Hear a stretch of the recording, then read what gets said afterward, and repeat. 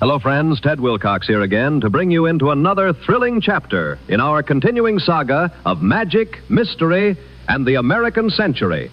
But before we begin, here's Charlie Pulcher with a brief review of our last episode. Last time, Whiskey stopped by the Cat Felix Diner, where laughter, jazz, and the easy magic of the Baptiste family kept the world at bay. As Jasmine fussed over his safety and the triplets kept the mood light, Whiskey was reminded what community and family could look like, and how far outside it he truly stood. When Felix Baptiste finally joined him, the truth came out.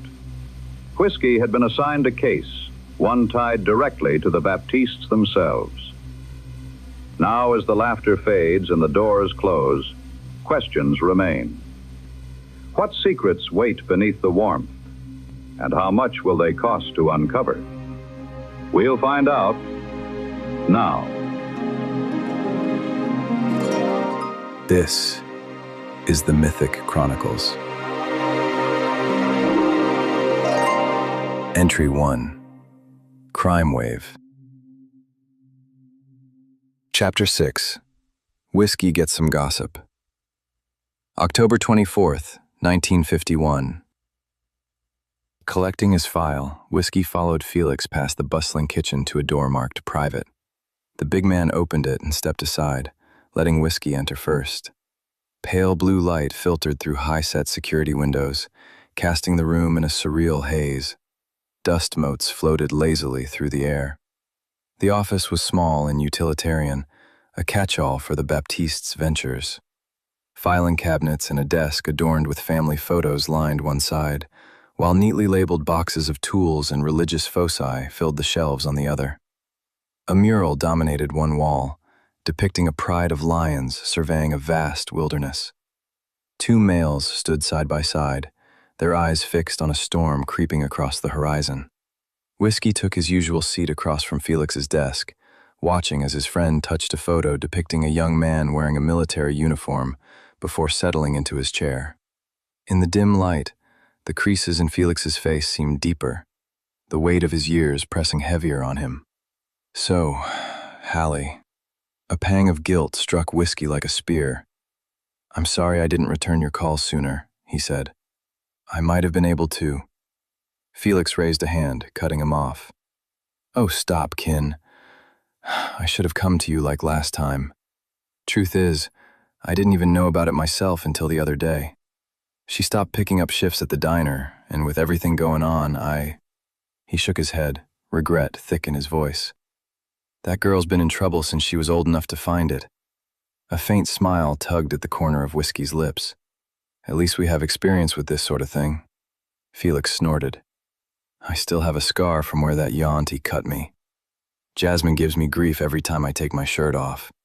His tone softened. "But you saved those girls. Not to mention my dumb ass. I'd have been snake food if you hadn't gotten there when you did. Ain't nothing we can do to make that up." Whiskey shrugged. "A wise man once told me friends don't keep score." Felix chuckled, wagging a finger at him. "Lecturing a man with his own words is a dirty trick, kin." Then his expression sobered. "But you're right. Thanks, cuz." Whiskey nodded and met Felix's eyes. "I'll find her." In the back of his mind, Passenger scoffed. "Oh, good, making promises you do not know if you can keep. Real smart. Why not declare you'll end poverty or gain equal rights for all mythics while you're at it?" Felix hesitated, gathering his thoughts. "I should have been paying more attention. When I did find out, I tried talking to George, offered to help, you understand. But the stubborn mule told me to butt out. Do you think Hallie's abduction has anything to do with her connection to George and the Saints?" Felix's face darkened. "I have little doubt." "How so?" Felix leaned back, glancing at the mural behind Whiskey. The subtle shift caught the light, highlighting the scars cutting across his face. After a moment, he sighed and leaned forward again. "I'm not certain, but I've been told George has been having trouble with the Saints." Whiskey raised an eyebrow. Felix's twin brother led the Saints of Samedi, a group dedicated to protecting their neighborhood by any means necessary, even if those means fell outside the law. "What kind of trouble?" Felix's scars deepened as his face creased with worry. From what I reckon, the Saints have split. What was one is now two. Whiskey's eyebrows lifted. What happened? Felix scratched his beard. I only know rumors. I'll take your second-hand rumors over most people's facts. Felix exhaled heavily. What do you know about Bliss? Whiskey stiffened at the name.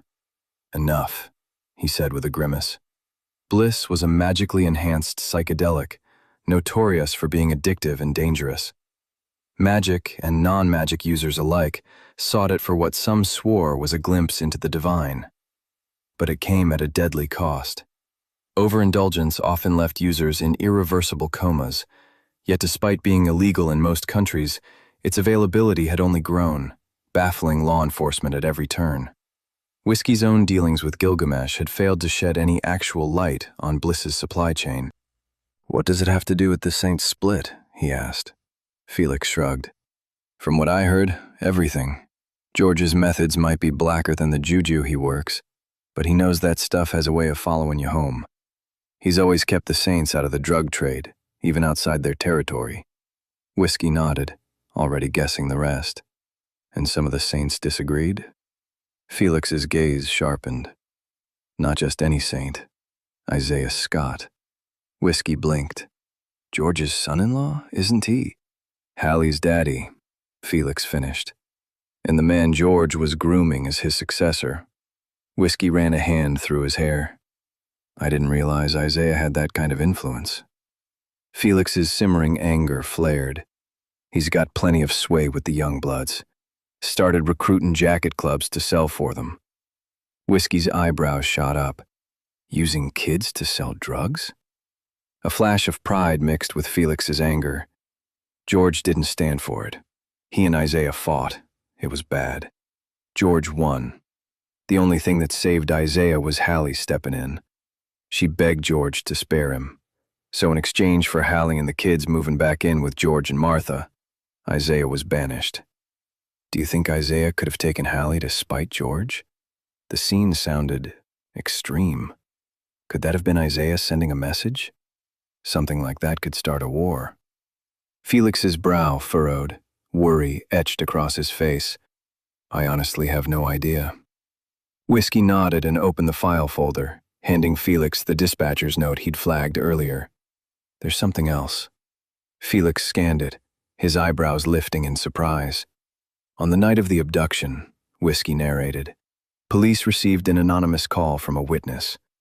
They almost dismissed it as a prank because of the caller's bizarre claims. A man in a top hat, dark sunglasses, and cotton balls stuffed in his nostrils was the one who showed them to the crime scene. Felix's eyes narrowed as he read the note again. I'm no expert, Whiskey said. But doesn't that description sound just like... The Baron himself tipped off a witness, Felix finished. Whiskey nodded. What do you suppose that means? Felix's face scrunched in concentration. Like his brother George, he was a high priest of voodoo.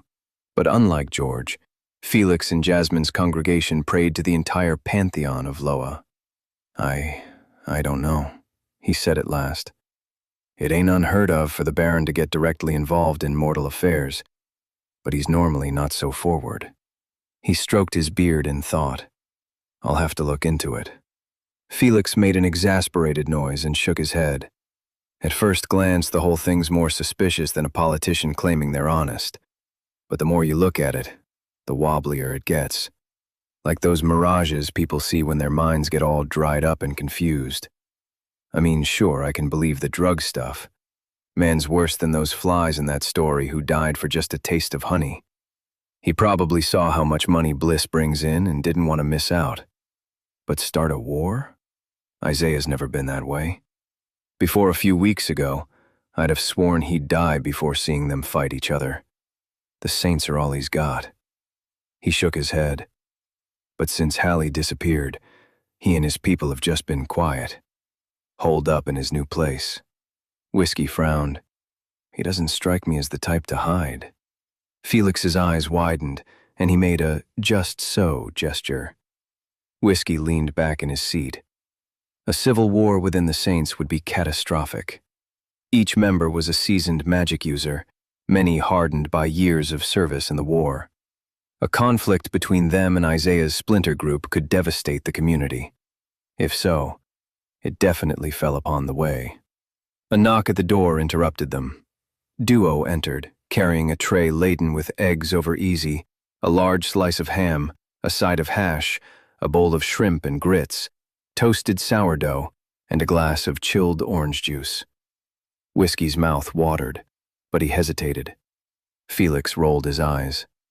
"Oh, come on, man. Eat, you fool. Eat!" Whiskey took a bite, savoring the rich flavors.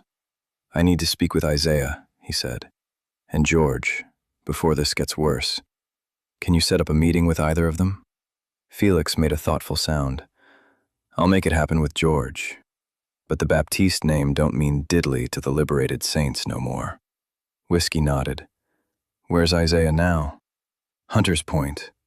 Close enough to be a thorn in George's side, but far enough out of the mow to stay clear." "Okay. I'll figure something out with Isaiah while you work on George." "Thank you, Felix." Felix waved him off. "If it helps Hallie, it'll be worth the headache." He stood, some of his usual energy returning. "You can use my office as much as you need. I'm going to call George from the church. Maybe the good mojo there'll help." With that, Felix left, leaving Whiskey alone with his meal in the file. He sighed and took a sip of juice. At least the food was good.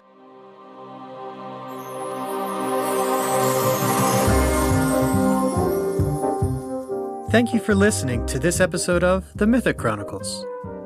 If you're enjoying the journey, please consider rating and reviewing the podcast. Your words might help bring more mythics into the fold.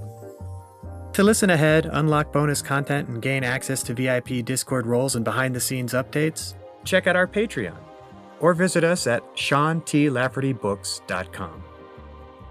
I'm Sean. Thanks again for being here.